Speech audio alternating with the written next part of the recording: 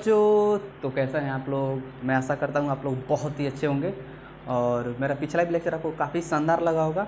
और ये जो लेक्चर है काफ़ी ज़्यादा दिन हो गए आप वीडियो बनाए हुए और अपलोड किए हुए, क्योंकि छुट्टी मिला था मेरे यूनिवर्सिटी की तरफ से, तो मैं घर गया था। और जानते हैं गाँव के में नेटवर्क की ज़्यादा से ज़्यादा प्रॉब्लम होती है, तो उसकी वजह से मैं अपना वीडियो अपलोड नहीं कर पाता था। बट चलिए देखते हैं, और आज से आपका कंटिन्यू वीडियो अपलोड होगा। तो चलिए हम लोग देखते हैं क्वेश्चन नंबर आपका। हम लोग देख रहे थे, एक बार बता दें कि हम लोग देख रहे थे मैथ में हम लोग देख रहे थे क्लास 10th का मैथ। और क्लास 10th के मैथ में एक्सरसाइज हम लोग थे 6.3, और जो एक्सरसाइज आपका 6.1 था, यानी 6 जो चैप्टर का 6 था उसका नाम था त्रिभुज। उसका नाम क्या था? त्रिभुज। और उसमें हम लोग काफ़ी सारे बातें जाने थे कि समरूपता क्या होता है, सर्वसमता क्या होता है। तो मैं समरूपता और सर्वसमता के बारे में काफ़ी सही तरीके से और काफ़ी इजी वे में बताया था कि समरूपता क्या होता है और सर्वसमता क्या होता है। और फिलहाल में मेरे पास इसको मिटाने के लिए कोई जुगाड़ नहीं है, तो इसलिए मैं अपने हाथ से ही काम चला रहा हूँ। चलिए, और वैसे भी हम आपसे एक बार बता दें कि समरूपता, अगर कोई आपसे पूछता है कि समरूपता या सर्वसमता के बारे में आप क्या जानते हैं, तो आपके दिमाग में क्या बात चलेगी कि सर्वसमता और समरूपता। समरूपता से आपको क्या पता चलता है कि उसका जो आकार हो वो सेम हो, जो उसका डिजाइन हो वो सेम हो, बट जिसका आकार हो वो बड़ा छोटा हो सकता है। तो ये आपका था समरूपता। और सर्वसमता का मतलब सर्व भी, देखिए यहाँ पे लिखेंगे सर्वसमता, सर्वांगसम या सर्वसमता लिख सकते हैं। तो सर्वांगसम से यहाँ पर आपको मिल है सर्व अंग समान। सर्व अंग समान यानी टोटल का टोटल आपका आकार भी एक ही साइज का होना चाहिए, और जो चीज़ बन रहा है, त्रिभुज बन रहा है तो त्रिभुज ही बनना चाहिए, और आयत बन रहा है तो आयत ही बनना चाहिए। इसका मतलब सर्वसमता में आपका आ जाएगा, ये आपका मान लीजिए एक आयत लेते हैं और सेम सेम इतना ही बढ़ा के एक और आयत लेंगे, तो ये आपका होगा सर्वसमता। और इसी को हम अगर बढ़ा देते हैं, इसकी जो लेंथ है, इसके लेंथ के लंबाई और चौड़ाई के दोनों को बढ़ा देते हैं, तो ये आपका हो गया समरूपता। ये आपका क्या हो जाएगा? समरूपता। तो वैसे भी आप काफ़ी सही तरीके से बताए थे, तो क्या हुआ था कि इसलिए एक बार और रिवीजन करा दिए, क्योंकि काफ़ी दिन हो गया था वीडियो बनाए हुए। तो चलिए हम लोग चलते हैं अपने क्वेश्चन की तरफ, और क्वेश्चन नंबर देखेंगे हम लोग एक्सरसाइज 6.3 का 5वां नंबर जो क्वेश्चन है काफ़ी ईजी है। और जब मैं इलाहाबाद आया हूँ तो जो क्लास 10th का मैथ था उसको मैं घर पे ही छोड़ कर आया हूँ। तो मैं किया क्या हूँ कि उस बुक से क्या किया हूँ कि फ़ोटो ले लिया मोबाइल में। तो चलिए हम लोग देखते हैं क्वेश्चन को। और जब क्वेश्चन नंबर 5वां है, वो बोला है कि त्रिभुज पी क्यू आर की भुजाओं पी आर और क्यू आर पर क्रमशः बिंदु एस और टी इस प्रकार स्थित है कि कोण P बराबर कोण आर टी एस है। तो सिद्ध करें कि त्रिभुज पी आर पी क्यू समरूप है त्रिभुज आर टी एस के। देखिए, एक आपको त्रिभुज पी क्यू आर लेना है, और उस पर बोल रहा है कि उसके दो भुजा पर, जानते हैं त्रिभुज में 3 भुजा होता है, लेकिन उसके दो भुजा पर, भुजा का नाम दे दिया पी आर और क्यू आर पर दो बिंदु एस और टी इस प्रकार स्थित है कि कोण P जो है कोण आर टी एस के बराबर हो जा रहा है। ठीक, मैंने कोण जो P है कोण आर टी एस के बराबर हो जा रहा है। और आपको सिद्ध करना है कि कोण आर पी क्यू जो है वो आपका समरूप हो जाएगा त्रिभुज आर टी एस। काफ़ी ईजी है।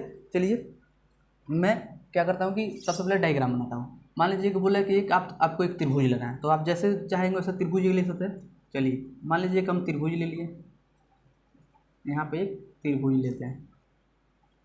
ठीक, P Q R, P Q R आपको एक त्रिभुज लेना है, और पी क्यू आर एक त्रिभुज लेना है। अब इसमें बोल रहा है कि पी आर पर भुजा पी आर भुजा ये है, और उसके बाद क्या है एक भुजा आपका है Q R P R Q R पर आपका पी आर और क्यू आर पर आपका एस और टी इस प्रकार स्थित है।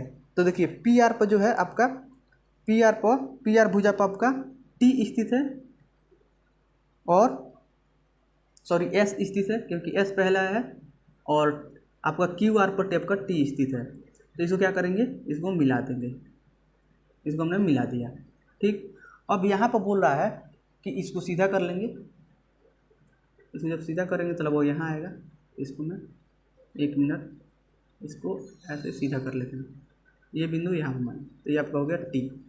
अब यहाँ पर बोला है कि आपको ज्ञात करना है कि कोण जो P है कोण RTS के बराबर हो जाए। जो आपका कोण P है, ये जो कोण P है वह जो है किसके बराबर है? RTS। तो इसके कोण के बराबर हो जा रहा है। देखिए ये वाला जो कोण है ये वाला कोण के बराबर हो जा रहा है। ठीक, तो हमको यही दर्शाना है कि त्रिभुज PRQ समरूप है त्रिभुज RTS। त्रिभुज PQR जो है ये बड़ा वाला त्रिभुज इस छोटे वाले त्रिभुज के समरूप, हमको यही सिद्ध करना है। चलिए देखते हैं, काफ़ी मज़ा आएगा और मुझे पूरा विश्वास है कि आपको क्वेश्चन समझ में आ जाएगा। जैसे आपको दिया हुआ है क्या कि दिया हुआ है आपका कि जो कोण P है कोण RTS के बराबर है। ठीक, तो सबसे पहले लिख लेते हैं कि दिया हुआ हम सबसे पहले क्लियर कर लेते हैं, दिया हुआ है। देखिए याद रखिएगा कि जो भी क्वेश्चन करते हैं तो सबसे पहले जो क्वेश्चन में दिया होता है वो लिख लेते हैं इस तरह के क्वेश्चन में। ठीक, तो दिया हुआ आपको दिया है कि कोण जो P है वो कोण RTS के बराबर है, ये आपका दिया हुआ में। ठीक, और आपको सिद्ध जो करना है, सिद्ध यही करना है कि जो बड़ा वाला त्रिभुज है, बड़ा वाला त्रिभुज क्या है? PQR जो है इस छोटे वाले त्रिभुज के समरूप है, RTS के समरूप है। ठीक, बड़े वाले त्रिभुज छोटे वाले के त्रिभुज के समरूप है, इसको हमको सिद्ध करना है। तो यहाँ पे लिख देंगे सिद्ध करना है। सिद्ध करना है क्या दिया है? सिद्ध यानी दर्शाना है। दर्शाना है कि मतलब सिद्ध करना है। सिद्ध करना है क्या आपको? सिद्ध हमको करना है कि त्रिभुज जो है आपका PQR जो है, चाहे यहाँ पर दिया है, कैसे दिया है? PRQ दिया है, ये समरूप है त्रिभुज RTS के, ये ऐसे दिया है। ठीक, तो यहाँ पर RTS के क्या है? समरूप है। तो चलिए देखते हैं। तो ये आपका हो गया। अब इसको हमको क्या करना है कि क्वेश्चन को सिद्ध करना है, कि ये हमको सिद्ध करना है। तो आइए देखिए, आप जानते हैं क्या कि देखेंगे बड़े वाले त्रिभुज में क्या है? PQR है और छोटे वाले त्रिभुज में क्या है? RTS है। तो आप देख रहे हैं कि दोनों त्रिभुज में क्या है? R उपलब्ध है। जैसे बड़ा वाला त्रिभुज ऐसे बनाएंगे, यहाँ से लेकर यहाँ तक है, तो इसमें भी क्या है? आपका R है। ठीक, और छोटे वाले त्रिभुज में आपका क्या है? R है। तो यहाँ पे लिखेंगे तो कोण R बराबर कोण R, और यहाँ पे लिख देंगे उभयनिष्ठ। क्या लिखेंगे? उभयनिष्ठ के मतलब आपको पता होगा कि ऐसा एंगल जो दोनों त्रिभुज में क्या हो, मैंने ऐसा दो त्रिभुज जिसमें वो एंगल है सेम हो। जैसे मान लीजिए कि एक ही इसमें एक त्रिभुज PQR है और छोटा वाला त्रिभुज में RTS है, तो दोनों में क्या है कि देख रहे हैं कि R दोनों में उपलब्ध है। तो ये आपका क्या होगा कि दोनों में उपलब्ध है, इसलिए उभयनिष्ठ हो गया। ठीक, और यहाँ पे लिखेंगे चूँकि लिखेंगे कोण P बराबर कोण RTS, और यहाँ पे लिख देंगे दिया हुआ। क्या लिखा? दिया हुआ। क्यों लिखेंगे? क्योंकि आप देख रहे हैं कि जो कोण P है कोण RTS के बराबर है। तो ये दिया हुआ में से ले लिए हम। और आप जानते हैं कि हमको करना क्या होता है कि एक बार और बता दें कि काफ़ी दिन हो गया वीडियो बनाए हुए, बट एक बार और बताना चाहते हैं कि दो त्रिभुज समरूप कब होते हैं। ये काफ़ी बेहतरीन तरीके से पूरे वीडियो में बताए थे, एक वीडियो लेकर बताए थे। तो क्या करना होता है कि किसी तीनों एंगल को बराबर करना होता है। किसी पहले त्रिभुज के किसी दूसरे त्रिभुज के तीनों एंगल को बराबर कर देंगे, तभी वो त्रिभुज क्या हो जाएगा? दोनों त्रिभुज क्या हो जाएगा? समरूप हो जाएगा।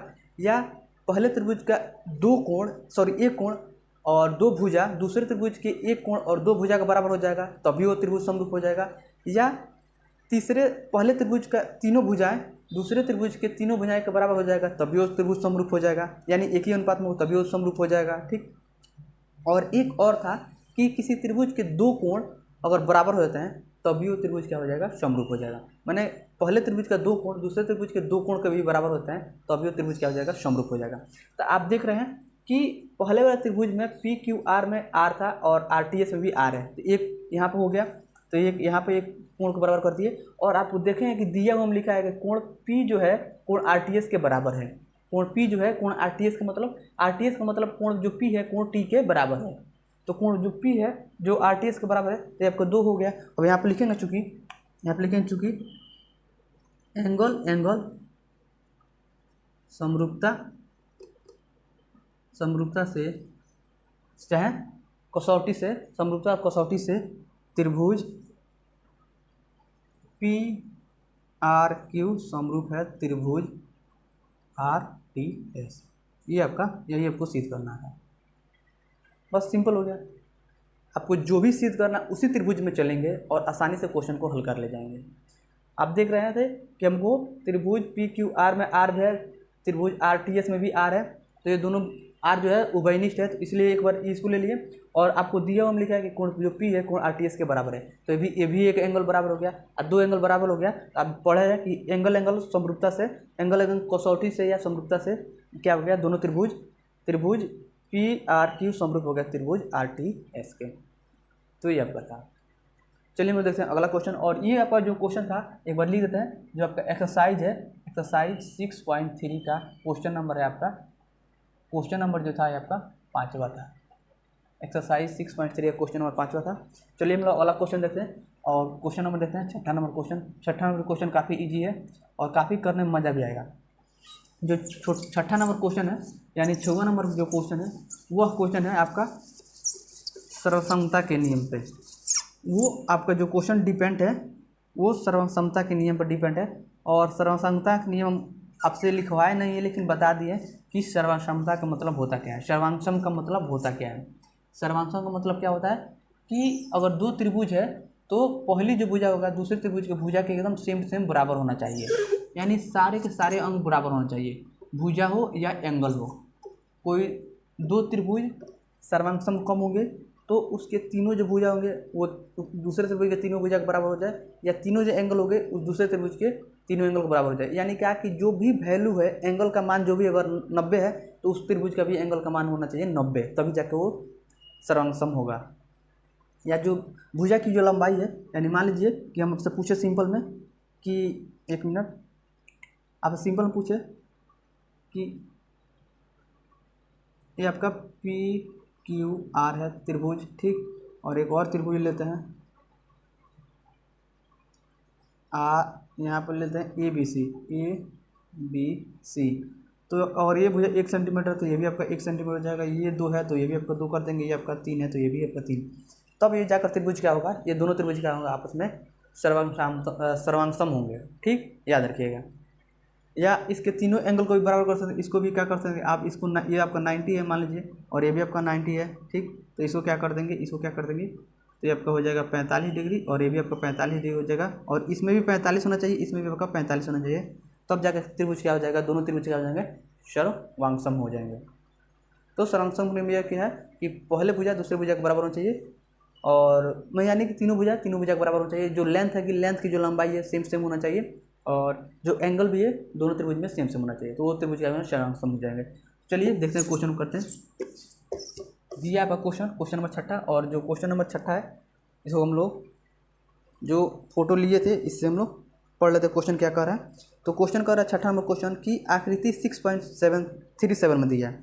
एक आकृति दिया है एक आकृति आपको दिया है 6.37, और आपका जो आकृति है ना वो इस टाइप का है, और यहाँ पर आपको दे दिया है ए, ये आपका है बी, ये आपका है सी, और यहाँ से एक रेखा है और एक यहाँ से रेखा है, ये वाला यहाँ से गया है और इसको इससे मिला दिए हैं, ठीक, और इसको कर दिया है डी और इसको कर दिया है ई, ठीक। ये आपका क्वेश्चन है, यही आकृति आपका है। ये आकृति जो है 6.37 आकृति यही है, ठीक। और इसमें जो आपको बोला है क्वेश्चन को एक बार पढ़ते हैं। आकृति 6.37 में यदि त्रिभुज ए बी ई ये वाला त्रिभुज सर्वांगसम होगा त्रिभुज ए सी डी के, माने ये वाला त्रिभुज इस वाले त्रिभुज के सर्वांगसम होता है, तो दर्शाएं कि त्रिभुज ए डी ई, तो दर्शाना है त्रिभुज ए डी ई, ये वाला त्रिभुज जो है ये छोटा वाला त्रिभुज इस बड़े वाले त्रिभुज के समरूप है, ठीक। एक बार क्वेश्चन पढ़ देते हैं। क्वेश्चन नंबर क्या है कि दिया है कि त्रिभुज ए बी ई जो है, त्रिभुज ए बी ई जो है सर्वांगसम है त्रिभुज ए सी डी के, ए सी डी के सर्वांगसम है। तो आपको यह सिद्ध करना है कि बताएं कि त्रिभुज ए डी ई जो होगा त्रिभुज ए बी सी के समरूप होगा। तो काफ़ी ईजी है। चलिए सबसे पहले हम क्या बताए थे कि जो भी क्वेश्चन में दिया होता है उसको लिख लेते हैं। तो दिया हुआ में क्या है कि आपको दिया हुआ क्वेश्चन नंबर 6 है, दिया हुआ में क्या है लिख देते हैं। सबसे पहले दिया हुआ में दिया हुआ यही है कि आपको दिया है कि त्रिभुज ए बी ई जो है सर्वांगसम है। देखिए ये आपका सर्वांगसम का चिन्ह होता है, सर्वांगसम होगा त्रिभुज ए सी डी, ये आपका दिया हुआ है। ठीक, आपको दिया है और आपको सिद्ध क्या करना है, सिद्ध करना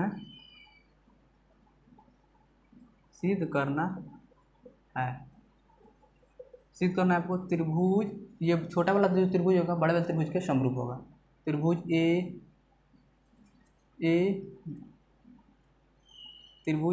बी सी समरूप होगा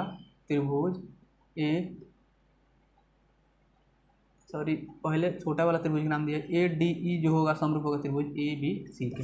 यही हमको सिद्ध करना है। चलिए हम लोग देखते हैं।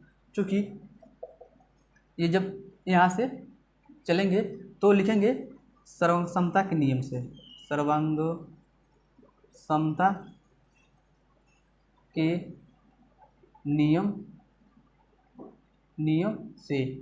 देखिए सर्वांगसमता के नियम में चलेंगे, यही तो आपका कंडीशन है, ये आपको सिद्ध करना है। यही आपको एक वैल्यू दिया है जिससे हम क्वेश्चन को हल कर सकते हैं। ये भी आप लोग ध्यान दीजिएगा। और आप देख रहे हैं कि आप 6.1 में भी आप पढ़ चुके थे कि किसी त्रिभुज के जो आप देख सकते हैं, जो किसी त्रिभुज में दो भुजाओं का अनुपात तीसरे भुजा के अनुपात के बराबर होता है तो भी वो त्रिभुज का। देखिए यहाँ पे देख सकते हैं कि ए बी जो है, ए बी जो भुजा है उसको दो जो डी है ये समान अनुपात में विभाजित कर रहा है, और ए सी जो है इसको भी आपको ई जो है समान अनुपात में विभाजित कर रहा है। यानी ए डी बाटा बी डी कर दें और ए ई बाटा ई सी कर दें, या ए डी बाटा ए डी ए बी बाटा ए डी कर दें, या ए सी बाटा ए ई कर दें। तो आप जानते हैं कि थेल्स प्रमेय के नियम से ये इसमें दो भुजा क्या हो जाएंगे, आपस में बराबर हो जाएंगे। थेल्स प्रमेय क्या कहता है आपको पता होना चाहिए। हम लोग काफ़ी सही तरीके से बताए थे कि थेल्स प्रमेय क्या कहता है। तो क्या कहता है, किसी त्रिभुज में एक भुजा के समांतर खींची गई रेखा में आप रुक जाना है, अन्य दो भुजाओं को समान अनुपात में विभाजित करता है तो तीसरी भुजा क्या होगा,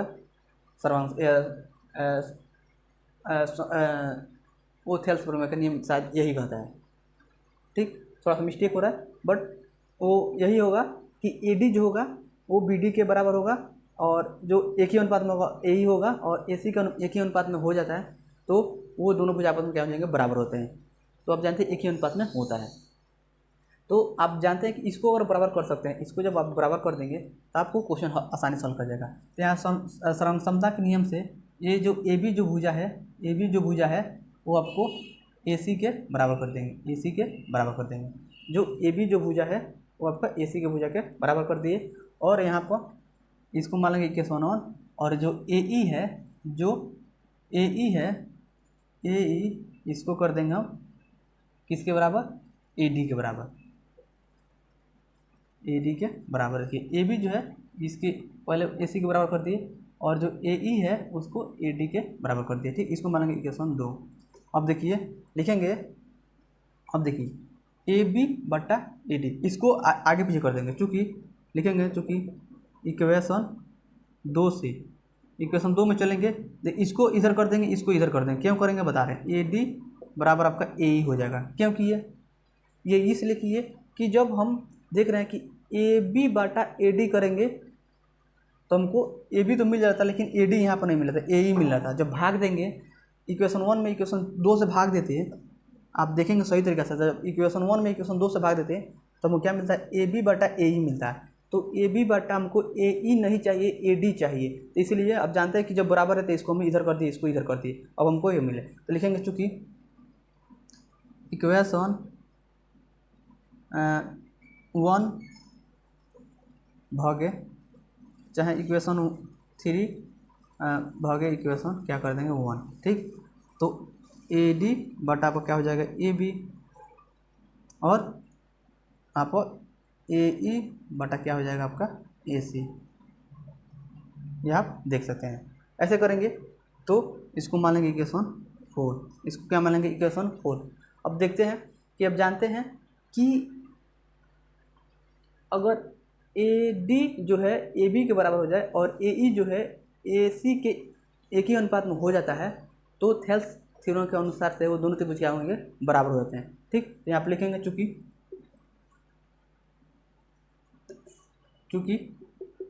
त्रिभुज ए डी ई तथा त्रिभुज ए बी सी में क्या, इसको लिख देंगे ए डी बटा ए बी बराबर क्या है ए ई बटा ए सी, इसको लेंगे इक्वेशन 4 से समीकरण 4 से हमको ये मिल गया।